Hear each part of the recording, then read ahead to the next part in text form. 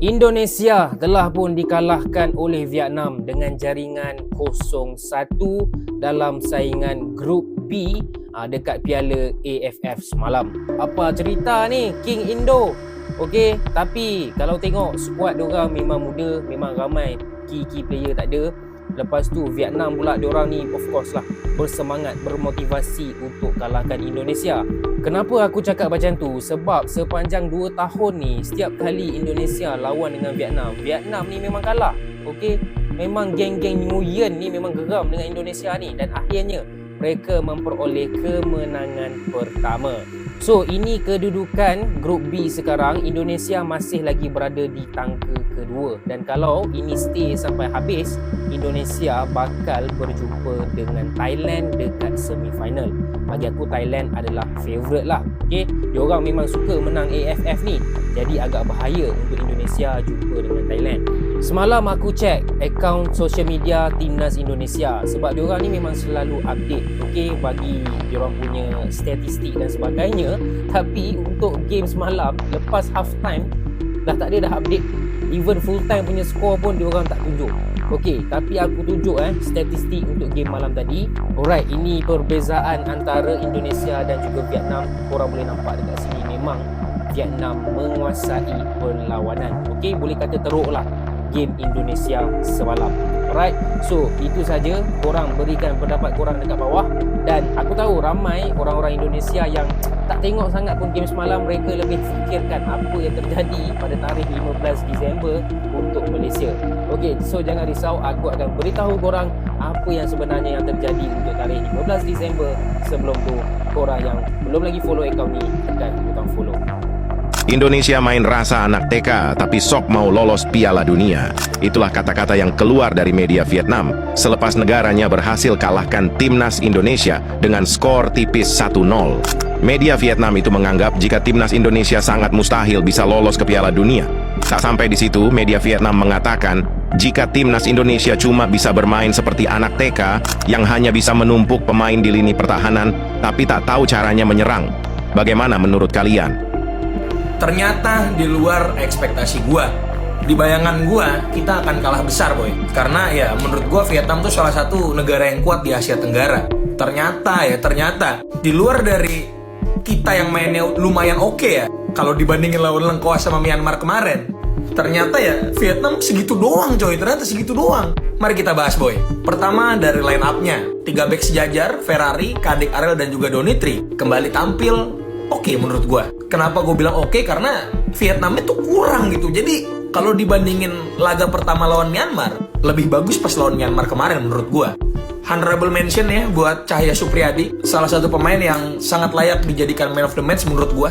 Walaupun gol yang terjadi itu sebenarnya harusnya dia dapet sih. Cuma ya balik lagi, boy, ini U22. Mereka sangat terlihat sekali kurang jam terbang ya. Nah, yang paling gue sayangkan adalah permainannya Rivaldo, boy. Kalau gue boleh jujur, dengan kehadiran Rivaldo, ngasih kebebasan Arkan Fikri untuk bisa main ke depan. Jadi Rivaldo nih yang main di jangkar nih. Tapi dia kayaknya ngalamin sedikit cedera, langsung diganti di menit 40-an. Ya, dan dia sempat ngelakuin beberapa kesalahan passing. So far, menurut gue permainan kita meningkat dibandingin lawan Lengkoas kemarin. Kalau lawan Lengkoas kemarin, kita itu salah passing. Kalau di match ini, kita sangat terburu-buru mainnya. Walaupun endingnya jadi salah passing juga. Cuma balik lagi nih, boy, mereka U22. Secara mental, mereka belum kebentuk-bentuk banget. Terlalu cepat kehilangan bola. Kalau lu merhatiin, kita nggak pernah lebih dari 10 detik buat nguasain bola. Ketika mau kombinasi 3 orang tuh langsung hilang bolanya. Ya, mau gimana, boy? Inilah proses regenerasi yang harus dilalui sama timnas kita. Karena kita nggak bisa bergantung sama timnas senior ini terus. Adik-adik ini harus diberikan pengalaman. Semoga pemain-pemain dapat memetik apa yang bisa dijadiin pembelajaran buat mereka dan bisa berkembang jadi pemain yang lebih keren lagi. Nanti laga terakhir kita lawan Filipina. Kalau misalnya kita menang ya kita harusnya lolos ya. Sampai sini, boy, jangan lupa di follow untuk update mas selanjutnya. Bye. Gara-gara hasil imbang lawan Laos 3-3 dan kalah lawan Vietnam 1-0, banyak yang bilang Sintayong tanpa pemain naturalisasi Belanda nggak bisa apa-apa. Itu kata orang-orang FOMO, orang-orang yang nonton timnas kemarin sore, orang yang nggak tahu apa-apa. Sintayong tanpa pemain naturalisasi nggak bisa apa-apa katanya. September 2022 Sintayong meloloskan timnas U20 ke Piala Asia. Lolos Piala Asia. Nih pemainnya, ada naturalisasi nggak di sini? Ada pemain Belanda nggak di sini? Full lokal, lolos Piala Asia. Sintayong. September kemarin Indra Safri meloloskan timnas U20 ke Piala Asia juga nih. Coba kita lihat starternya. Loh, yang cetak gol kok pemain darah Belanda? Kok mukanya muka bule, kok naturalisasi? Oh, Indra Safri sekarang lolos Piala Asia harus ada pemain naturalisasi ya? Oh. Jadi buat kalian ya supporter-supporter FOMO kemarin sore, sebelum ngomong ya, ngaca dulu ya. Gosok gigi dulu. Banyak hal yang kalian gak tahu tentang Sintayong tapi kalian asal ngomong ya. Respect sama orang bos ya. Salam Di Matteo. Ya, jadi saya pikir gak fair juga jika Anda menghina sampai menghujat dan juga sampai menghakimi para pemain dengan kata-kata yang tidak sopan di sosial media. Jika Anda termasuk salah satu dari mereka yang menghakimi para pemain, yang menghina sampai menghujat mereka secara membabi buta, saya harapkan kalian juga introspeksi diri. Ya, apa yang bisa kalian berikan bagi timnas kita? Kalau support jelas, tapi selain itu apa? Berikanlah saran dan kritik secara sopan. Ya, jadi janganlah kita menjadi orang-orang yang pengecut yang hanya berani dengan memakai jari-jari. Tapi mungkin jika Anda diberikan seragam, diberikan sepatu, mungkin Anda sudah gemetaran duluan untuk main. Mungkin juga seperti yang saya katakan sebelumnya, Anda sudah main ceret duluan. Ya, saya yakin itu. Tapi memang harus diakui bahwa mungkin polanya nggak berjalan karena pemain nggak bisa akurasi passingnya jelek. Jadi kesalahan pelatih adalah memilih pemain yang salah, mungkin memilih pemain yang salah, terus pertandingan yang nggak berjalan sesuai dengan planningnya, itu tanggung jawab pelatih. Tapi kalau pemain nggak bisa passing, itu bukan tanggung jawab pelatih. Kalau pemain nggak bisa cetak gol, itu bukan tanggung jawab pelatih. Do we create many chances? Nggak hanya buat. Dan ketiga, kenapa ini Vietnam tim terkuat? Kenapa kita nggak turunkan pemain terbaik? Detan kembali, sangat berbahaya. Nggak dimainin, cadangan lagi. Arhan, cadangan lagi. Strike, cadangan lagi. Pada saat Arhan sama Detan di menit ke berapa masuk, minimal dengan lemparannya Arhan itu bisa meng-create sesuatu gitu. Jadi kalau orang kayak apakah kita bisa menang, ya semua sih bisa, tapi ya gue nggak optimis, jujur aja.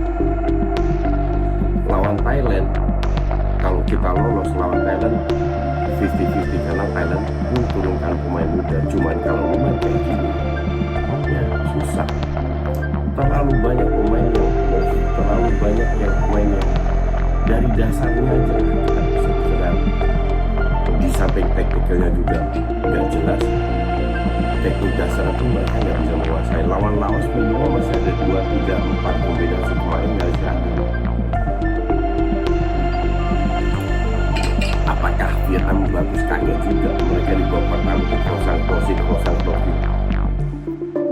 Makanya gue percaya bahwa di kualifikasi Piala Asia atau di Piala Asia, di kualifikasi Piala Asia kan kita hantam dengan Tom Haye dan kawan-kawan lah, hantam 3-0, sangat layak karena ya ini tim bukan tim bagus.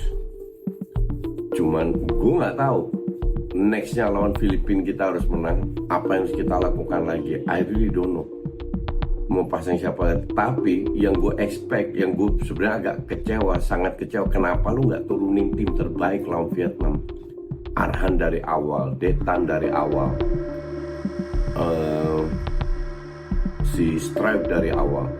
3 pemain itu mungkin kalau mereka turun dari awal itu mungkin berpengaruh. Kombinasi Detan sama Stripe kan kemarin berbahaya. Terus ya Robbie Darwish minimal bisa dicoba dari awal juga, bukan menit 88. Tapi ya gimana pun ya apa yang terjadi, seperti yang gue bilang, gue nggak begitu banyak ekspektasi. Semifinal ya bisa dibilang target oke, tapi gue nggak nyangka main jelek ini. Dan gue masih nggak paham kenapa Sintayong nggak turunkan lawan Vietnam. Kalau lawan Laos sama Myanmar bereksperimen gue masih bisa paham, tapi lawan Vietnam lu nggak turunkan tim terbaik. I just don't get it. Sudahlah, kita lihat lagi next week, hari ya seminggu dari sekarang, hari Sabtu ada live lagi, kita lihat apakah kita lolos atau enggak di match terakhir. Dan midweek itu si Vietnam main juga ya, kita off. Oke, itu aja dulu. Thanks for watching.